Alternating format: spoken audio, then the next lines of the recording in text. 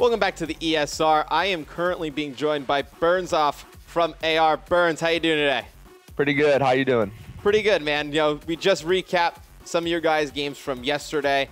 But first, some basic questions for you. Now, how are you guys enjoying the team house? Improving greatly since you're in there.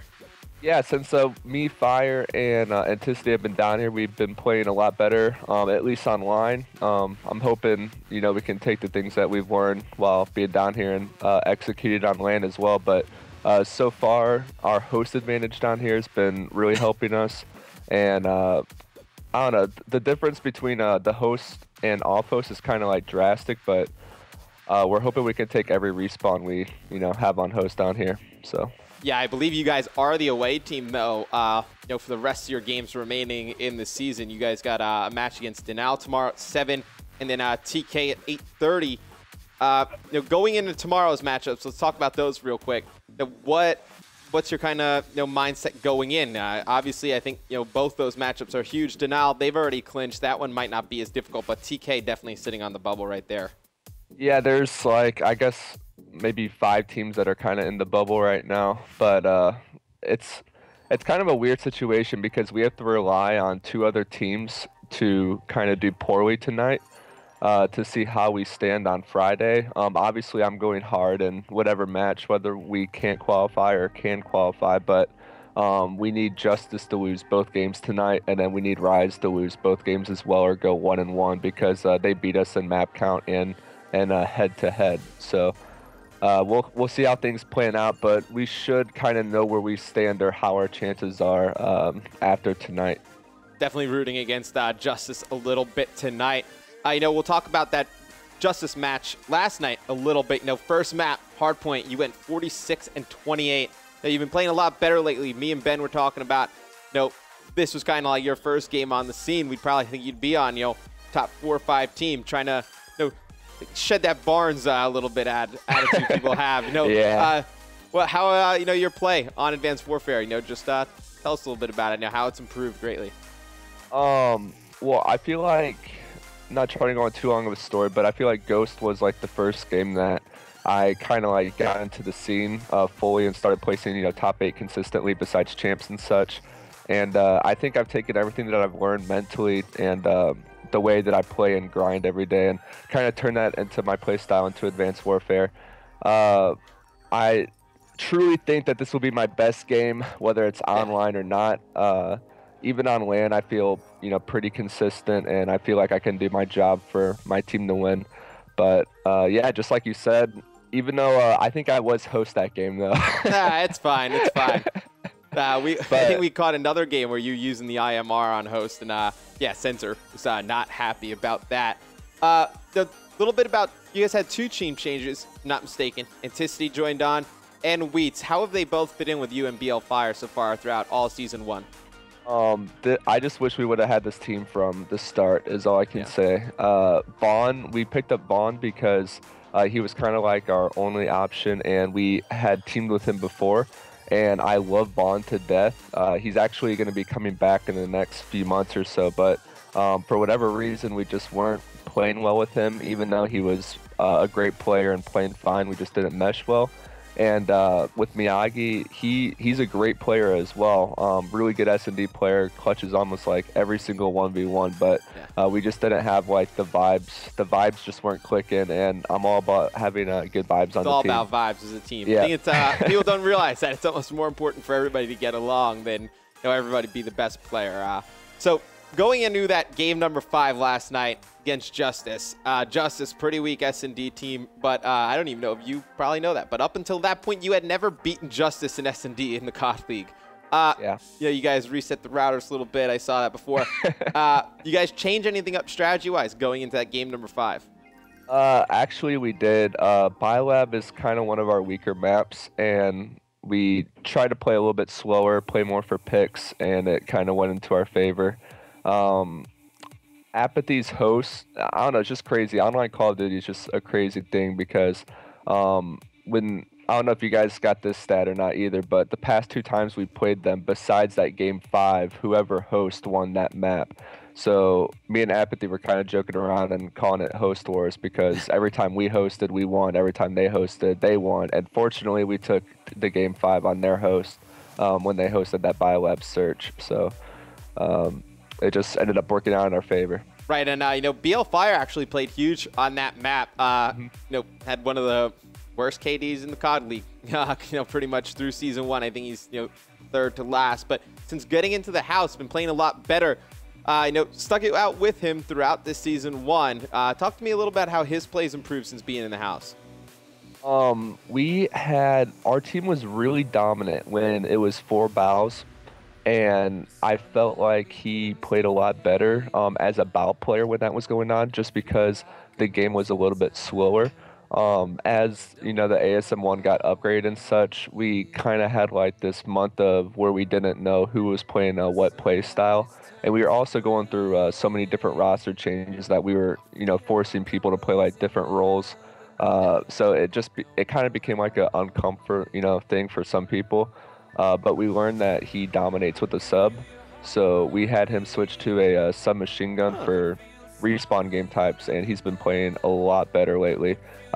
We let Anticity run the AR on our team, and then Wheats will change when he needs to. So me and Mike have been doing a lot of the SMG work on the team now, and he's really stepped it up lately these past 3 weeks. That's interesting because even on Black Ops 2 as an anchor, he usually played a little bit more aggressive than the other players as an anchor. Yeah. So that sub role actually probably fits him a little bit better. Going into obviously end of season 1 champs qualifiers. You guys got any special plans for the weekend? I know is Wheats going to be over there as well?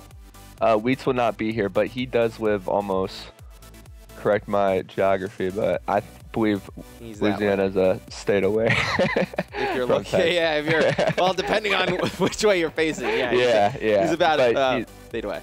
He's really close to us, so he's not going to be coming to the crib, but us 3 will definitely be here, and I think Mike may be going back for a little bit after the qualifier, but I'm pretty confident in it. I know they're allowing more teams into regionals this year, so I think we have a fairly good chance at that, and doing well at champs too. So we've been taking the time to scrim almost every day and learn the new spawns, and I feel like that's a reason we're going to do really well this weekend. A lot of people aren't scrimming, learning those new spawns, and we've seen some weird play out of teams lately, but obviously you guys are playing extremely well. I mean, 4-2 last week, putting up a pretty good week in the COD League. This week, playing some of the best Call of Duty. Just going to get your opinion on a few things. Best team outside of Optic Gaming? Best team outside of Optic? Optic's really good right now, by the way. I personally think Formal is probably one of the best players in the game right now. You think he's the best player? Yeah. Only because, and I'm not trying to go off topic, but I just think he positions himself really well at the bow. And some teams have like the sub slaying power on their team, but they don't have that player that can just lock down those long. Yeah, that can just lock down the map with the bow. And I think the only player, like Anticity is good at doing it, but I think one of the top players that's good at doing it right now is Clayster.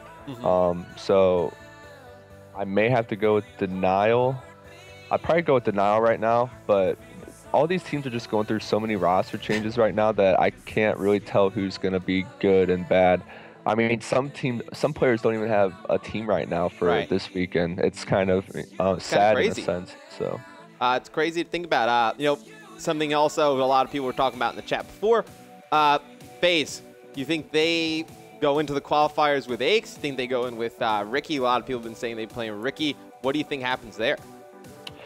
To be honest, I'm not sure. I know that team was formed and it was going to be somewhat of a God squad, but I guess Aches just isn't playing enough for Slasher, and Slasher's all about, grinding every day and getting better, and I'm not sure if Aches is partaking in I don't think there's something Pat's probably not too interested in partaking in right now, but do you think you can make a change like that? That's a pretty drastic change so close to champs, the qualifiers?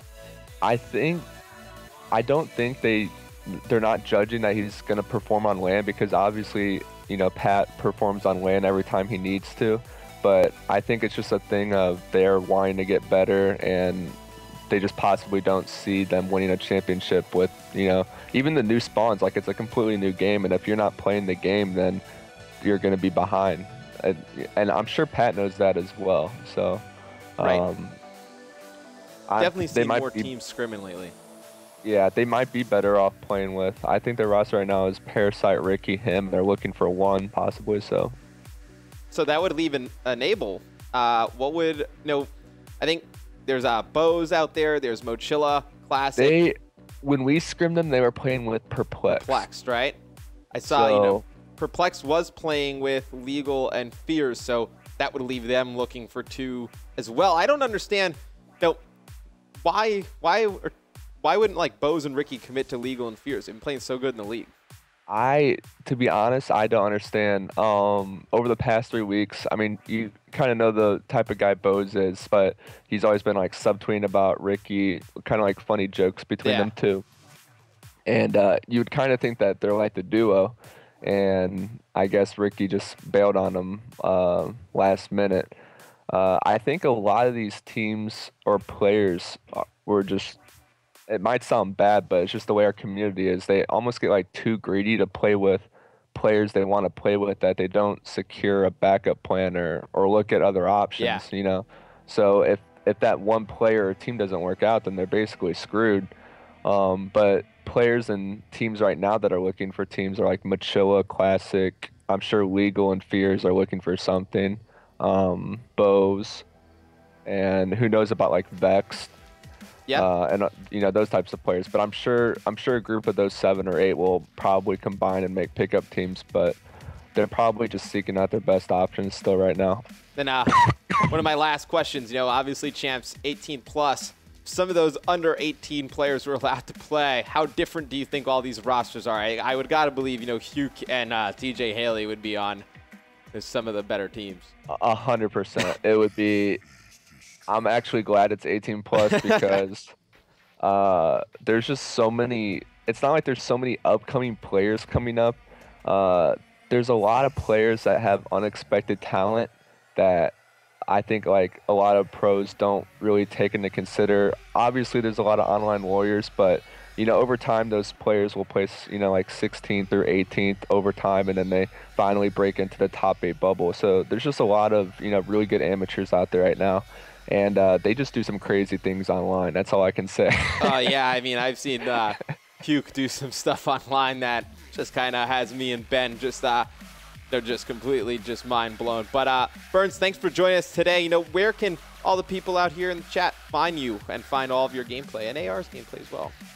You can find me on YouTube/Burnsoff TV and Twitter as well, Burnsoff_AR. And shout out to all of our sponsors, Cellucor, Elgato. We got a ton of them. I can't even think of them off the top of my head. Hey, shout out to all of them. Are we allowed to say the one that today or no? And we're also partnering with Razer as well, which is a pretty big step for us. So big shout out to them, and I'm really excited to move on with AR to you know, regionals and everything. We just need to execute and do good. So. Yeah, I mean, no. Hopefully you guys get into the playoffs. Hopefully you guys get to regionals. I'm sure, you know, tomorrow night's matchups against Danal and TK. Definitely looking forward to those. Thank you, Burns. Yep, thank you, Matt.